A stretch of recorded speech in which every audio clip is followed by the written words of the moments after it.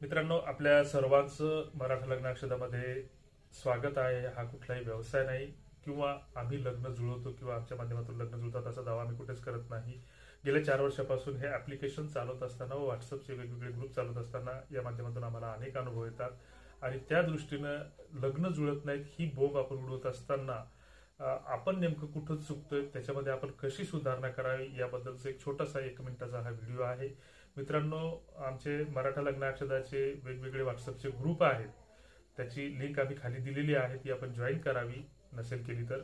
आणि इतर काही व्हॉट्सअपचे ग्रुप आहेत आणि त्याच्यावर बायोडाटे प्रसारित होत असतात आणि अशा वेळी आपण एक त्या ग्रुपवर टाकत असतो, गरीब घरची मुलगी आहे का, कमी शिकलेली मुलगी आहे का, किंवा घटस्फोटित मुलगी चालेल असं आपण आवाहन करत असतो आणि त्या गोष्टी नेमक्या फसवणुकीला कारणीभूत ठरत असतात. अशा मुली कोणी देत नाही, ही गोष्ट पहिल्यांदा समजून घ्या. दुसरी गोष्ट अशी की बरेच जण आपण शेतकरी सामान्य कुटुंबातील असतो आणि अशा वेळेस बायोडाटा बनवणं आपल्याला शक्य नसतं.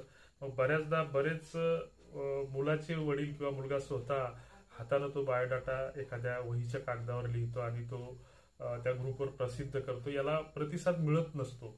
व अशा स्थितीमध्ये आपण जर प्ले स्टोअरला गेलं तर आपल्याला बायोडाटा मेकर किंवा बायोडाटा कसा बनवावा असे जर ऍप्लिकेशन टाईप केलं तर भरपूर सारे ऍप्लिकेशन्स आपल्याला मिळतील आणि बायोडाटा तयार करणं ही काही फारशी अवघड गोष्ट नाही. हे सगळं फुकटामध्ये तयार होते किंवा एखाद्या 10वी-12वी शिकणाऱ्या मुलाला जरी आपण तो बायोडाटा तयार करायला सांगितलं तर तो सहजपणे 5 मिनिटाचा वेळ काढून आपल्याला तो करून देईल. मात्र हे करायची आपली इच्छा नसते आणि मग तिथे आपण कुठला तरी आपला अडाणीपणा आपण दाखवत असतो. दुसरीकडे लग्न अक्षदा ऍप्लिकेशन मध्ये आणि जे काही बायोडाटा येतात तर त्या बायोडाटावर नाव, जन्मतारीख, जन्मवेळ आणि नोकरीची, शिक्षण आणि त्रोटक माहिती असते, उंची वगैरे असते. बाकीच्या रिकाम्या गोष्टी जास्त असतात ज्याची काही गरज किंवा आवश्यकता नसते. गोत्र वगैरे, देवक, ह्या गोष्टी त्याच्यात अनावश्यक गोष्टी त्याच्यामध्ये लिहिल्या जातात. मग त्याच्यानंतर जर तो मुलाचा बायोडाटा असेल तर त्या ठिकाणी त्या बायोडाटामध्ये 3-4 ओळीचं विस्तृत विवरण लिहिलं पाहिजे की मुलगा अमक्या अमक्या कंपनीमध्ये कामाला आहे किंवा आमच्या कुटुंबामध्ये एवढी एवढी शेती आहे किंवा कुटुंबातील इतर सदस्य काय काम करतात, कुटुंबाचं एकूण उत्पन्न किती किंवा कुटुंबाची एकूण कौटुंबिक पार्श्वभूमी त्या बायोडाटामध्ये नमूद असली पाहिजे. किंवा ऍप्लिकेशनवर नोंद करत असताना आम्ही एक डिस्क्रिप्शन बॉक्स ठेवलेला आहे त्या ठिकाणी, तिथे लिहिण्यासाठी भरपूर जागा आहे. तिथे पण लोक लिहित नाहीत, काटकसर करतात. तिथे लिहायला काही पैसे लागत नाहीत पण तरी तिथे कंजूसी दाखवतात आणि मग मुली प्रतिसाद देत नाहीत. ह्या अशा गोष्टी घडत राहतात, आपण आरोप करत राहतो.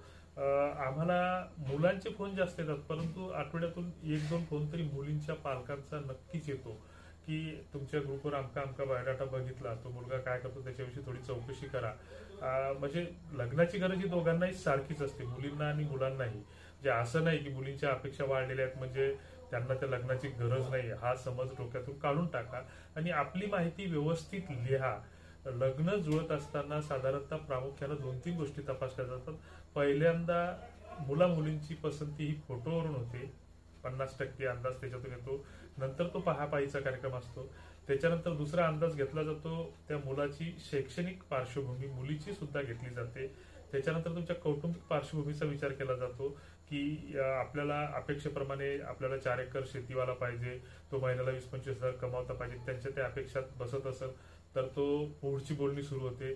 त्याच्यानंतर मग आपलं गोत्र, कुळ वगैरे जे काही मराठ्यामध्ये उपजातींचे जे प्रकार येतात ते तपासले जातात की आपला नात्यागोत्यांचा संबंध जुळतो का.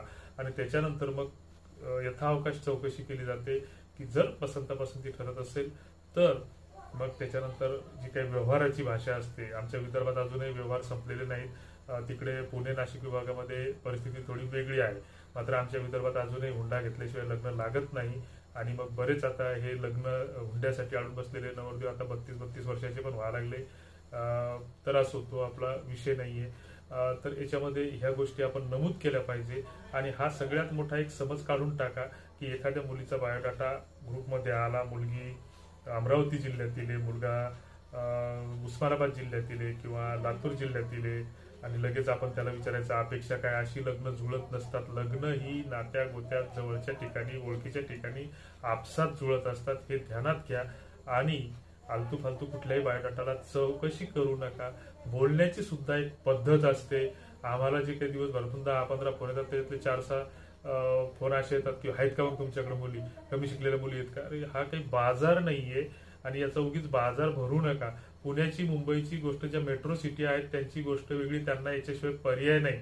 मात्र अजूनही आपली शेती मातीशी नाळ तुटलेली नाही. ग्रामीण संस्कृती आपली अजूनही जिवंत आहे आणि ती जिवंत ठेवण्याचाच प्रयत्न करा. तुर्तास धन्यवाद. जय हिंद.